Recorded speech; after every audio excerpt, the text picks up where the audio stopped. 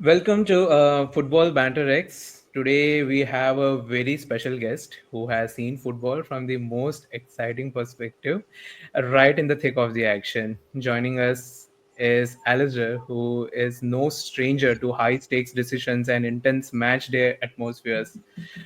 From managing world class players to making split second calls that shape the course of the game, refereeing is no easy feat. And today we are diving deep into what it takes to wear the whistle at the highest level. On that note, let's kick things off. Ali, welcome to the show. It's an Thank you. honor you having in the show. And I just want you to introduce you to the panel. We have Varun, who is an Arsenal supporter. You know Mayur, Chelsea supporter. Mohit, a Manchester United supporter, and me, Rahul, who supports the greatest club in the England called Liverpool. Past their And price though. Yeah. yeah, so Ali, let's just start. Can you help us, the viewers to understand, like, how did you come into this whole, this referee match official category? Like, I'm pretty sure you are a football fan. I know pretty much you are a footy fan, but how did you come into this? What was your whole action towards this journey? Can you just help Yeah, the viewers to understand that? I mean, some yeah, of your earliest memories, how did you get Memories, into yeah. football? Yeah. yeah, yeah. Kind of easy to explain. I mean, first of all, I'm the youngest of four brothers. Oh, okay. So growing up, my three older brothers were all good footballers. They spent all their time playing football outdoors with their friends. There was a bit of a gap between me as the youngest brother. So I always loved football as well, had the same upbringing, got taken to games by our dad, etc. But in terms of me going out and joining in with my brothers to play, they didn't want me to join in because I was too small and too young.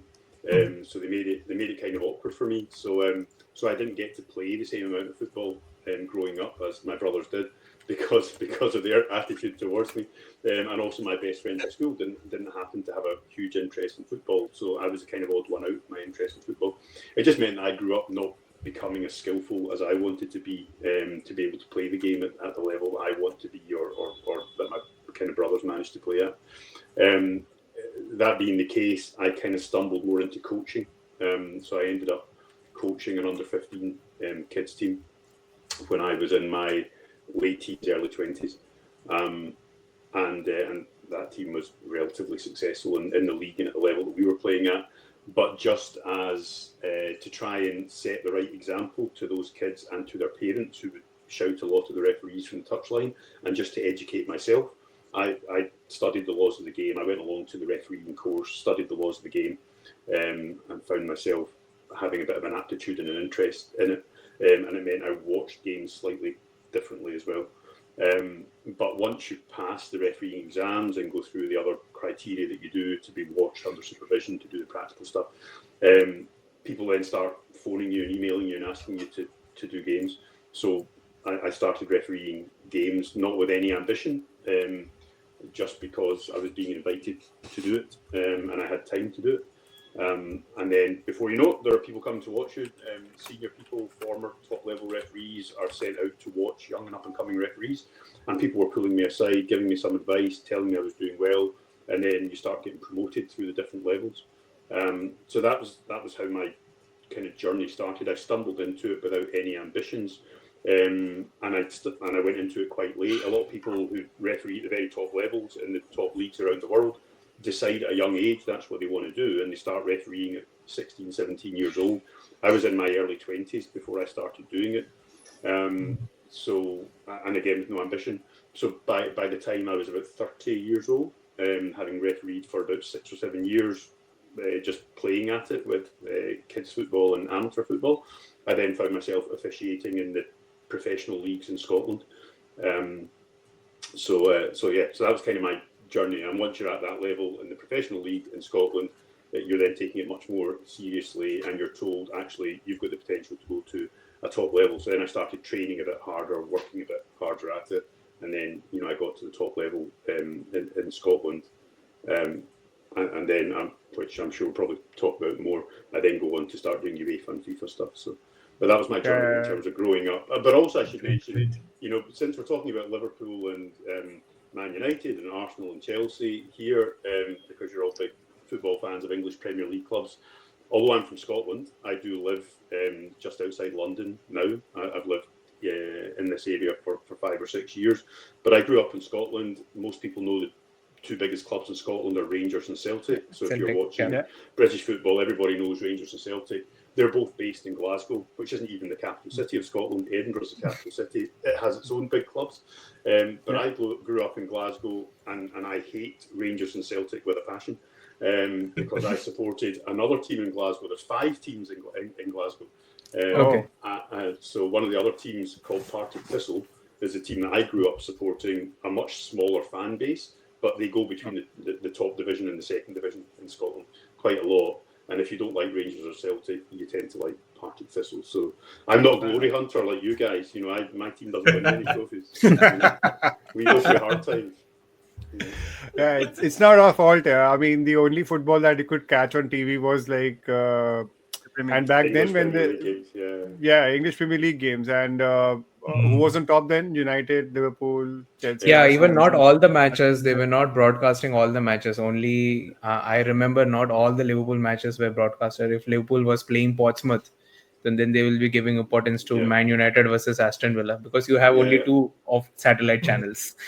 How can you broadcast all the channels in that? So and we were not that great with internet also at that time. So we had that SMS service in the mobile that would keep feeding the live result. This got fouled, this got yellow card and everything. So but now every club has got their own TV channel and broadcast every game. Live. So even my team, Partick Thistle, I can watch them every week now. It's great, even though they're not even the top level of Scotland. Not that I want to at that level of football. But But so that was great. I mean, but who do you hate more, Celtic or Partick Rangers? I don't.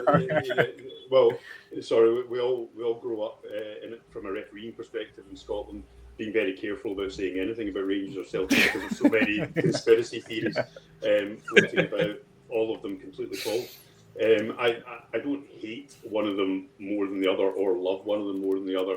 I just have a dislike and a disdain for both of them. They get all the money because of their size of fan base, and a lot of that fan base exists for non-football reasons. There's political reasons which have created those fan bases. So there's a lot of hatred and a lot of weird stuff that goes on outside of those 2 football clubs. At footballing level, if they're representing Scotland playing other teams in Europe, then I'll always support them because they're representing Scotland. But when they're playing other teams domestically in Scotland, I prefer to see the underdogs doing well because I just don't.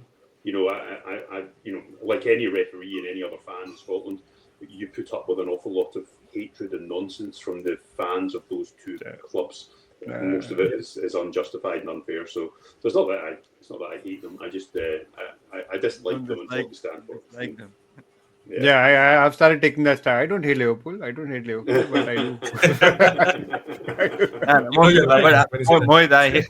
hate United. So again, we spoke about how you got into coaching, but how was that transition into refereeing? Where did you first thought of it? How did that opportunity come about?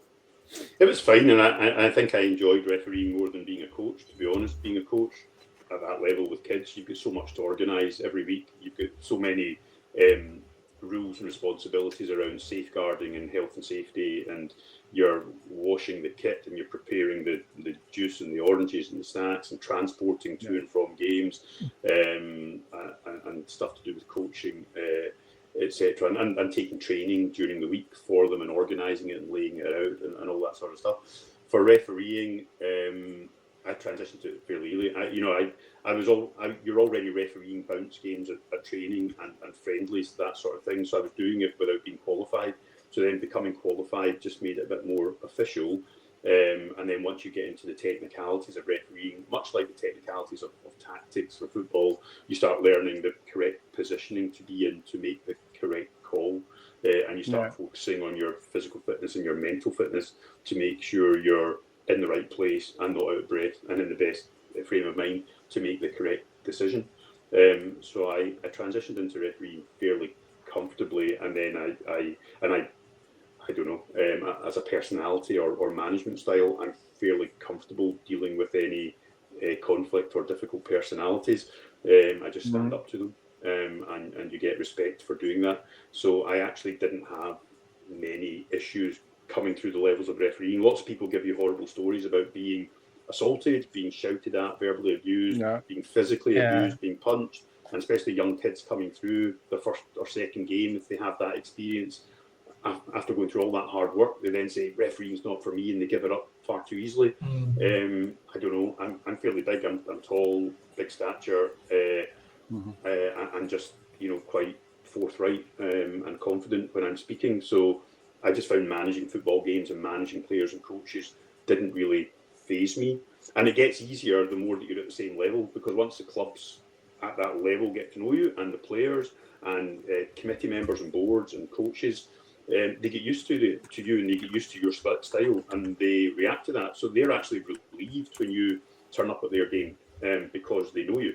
It's every time you take the next step to a new level and people don't know you, and you get the same abuse and same comments starting all over again. And you have to get through that for at least one season till everybody's seen you and gets to know you. Then it gets easier and easier, and then you start all over again. It's just like starting a new job every 2 or 3 years as well. You have to prove yourself, and people get to know you and your style. And obviously, I mean, the greatest manager of all time was from your country, so I'm sure no one can listen to you anyway. This is true. Nobody's going to argue with that. Nobody's going to argue with that. No one's going to argue with that. He is the greatest manager of all time. Argue that, right, Rahul? You're not going to argue that. I mean, I would say Bill Shankly was not from Scotland, but yeah. No, That's true. Okay. But he was. He's a Scottish manager as well. So you've had Bill Shankly and you've had Kenny Dalglish. You've had two great Scottish managers. Bill Shankly and Kenny Dalglish is the greatest manager. He is from there. So I would take that. I think you 13 league titles, come on. 13 league No, he knows he's just being salty. I'm just being sarcastic. Bill Shankly and Kenny Dalglish are not from Scotland, so I would just maybe together, both of them, maybe together. No, not a chance. Do you know the other reason you've got to respect Sir Alex Ferguson, though? It's not just his success at Manchester United, especially when they'd be going through such a hard spell.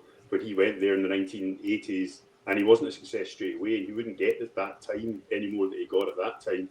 And that proves that you need to give managers time, but unfortunately the world's moved on. But before he came to Manchester United, the reason he got the job is because he did great success at Aberdeen. And trying to be successful in Scotland, where only Rangers and Celtic have any success, it was incredible that he won 3 league titles with Aberdeen, and Scottish Cup titles and League Cup titles, and a European trophy. He beat Real Madrid. So it's just incredible that so it's nobody else could do that or did do that. So that's why you've got to give him that pedigree. The hair dryers don't come out for everything, Rahul. Overall, but even other than that, I have a huge respect for Sir Alex Ferguson, because it always used to kill me, like, on that dying 90th minute. I don't know how they used to score that 92nd, 93rd, 94th, 96th minute goal, and they always used to come with a win. With the Rafa Benitez, we were sitting comfortably in the first position. We lost points, and then somehow that 18-year-old Machada is coming and scoring goal. I was like, who is this guy, man? And yes, Alex Ferguson had the balls to bring that player on the pitch, and literally scored, and that's a mentality thing. That's a mentality thing in coaching. Exactly. Coming to Sir Alex Ferguson, there used to be this impression from the other fans that he had that aura that he could intimidate the referees. So did you ever felt that he had that aura with him during that? Well, I never experienced Alex Ferguson as a coach, which is probably a fortunate and an unfortunate thing. There are certainly people that think they have an aura or an influence over referees. It generally works the other way. So I think what fans perceive to be happening and what gets picked up on TV cameras doesn't necessarily translate to the reality of what's happening in the pitch. Alex Ferguson had a coaching style where he instilled belief into his teams and into his players, and they went out every match believing they were going to win that match. So even if they were losing or drawing going into the dying seconds, they still believed they were ultimately going to win the game, and they just keep going and keep trying till that final whistle goes, because they're assuming they're going to win that game. And other teams around the world have that same belief that builds up from decades of success, whether you're a Real Madrid or a Barcelona, or even Celtic do it even more than Rangers.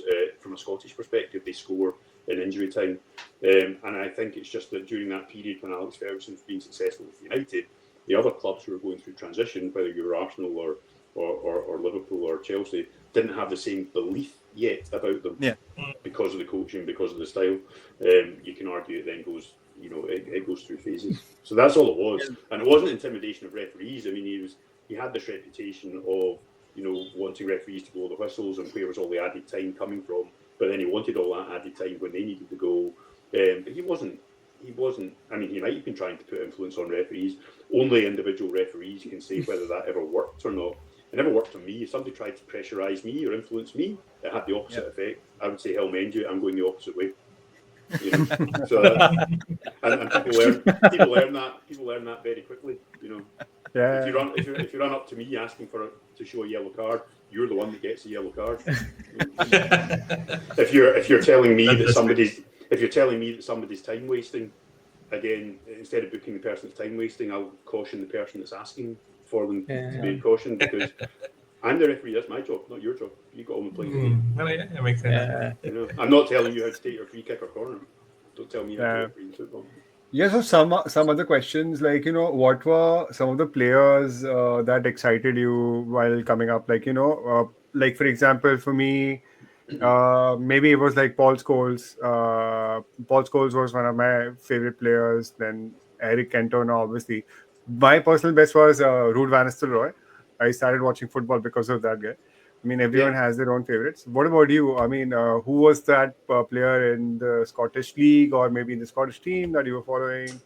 Well, again, for me, going back to the kind of early 1980s, because I say I'm older than all you guys. I'm born in 1975, so my interest in football was really the early 1980s. Is when I'm really starting to be interested in football and going to matches.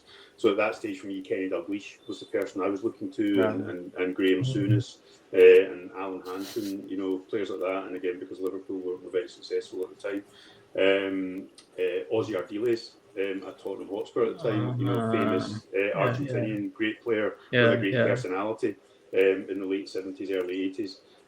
So players like that, and also the Brazilian players around that time, Socrates, for one, was just fantastic to watch. So those are the sort of players when I was growing up. But then again, getting a bit older and going along to football matches on my own, and it was Partick Thistle again. It's players that you'll never have heard of. There's one mercurial player, a left-footed player, left winger, left midfielder, played for Partick Thistle. He was called Chick Charnley. And he was one of the most naturally gifted footballers you will ever see. But because of problems up here and too many red cards, he never really got a chance with bigger teams. He went away from Partick Thistle, but then ended up getting signed by Hibernian, who are one of the kind of top 4 clubs in Scotland. They play out of Edinburgh. And therefore he was then playing at the top level in Scotland against Rangers and Celtic. And he was always a Celtic fan at heart. And eventually he got to play for Celtic in a friendly against Manchester United, and everybody saw how good he was. A full house at Old Trafford in this, testimonial game for somebody, whether it was Cantona or somebody at the time, I can't remember. But this player played in that game at about 35 years old at the end of his career, and he just ran the show. And I'd been watching him for 10 or 15 years, but he'd never ever got a Scotland cap, never had the limelight because of issues up here, but he was tremendous. Yeah, we've all had those. We've all had those. There are so many players like that. They are so talented, but because the mentality wasn't right, they just disappear in history. You never hear from them. Yeah, again. I mean, the latest players, maybe you could say Dele Alli was one of them. Dele Alli was in the news. kind of screwed up his career. I think Jadon Sancho's on their path. Mayur won't agree with me, but yeah. I don't think so, but yeah. Let's see. I think Bro, he'll revive his career at Chelsea. he's been brought to play FIFA, man. That's all. I mean, Chelsea just needed an extra FIFA player in the, No, he's been good from what we've seen of him. So yeah. Yeah, so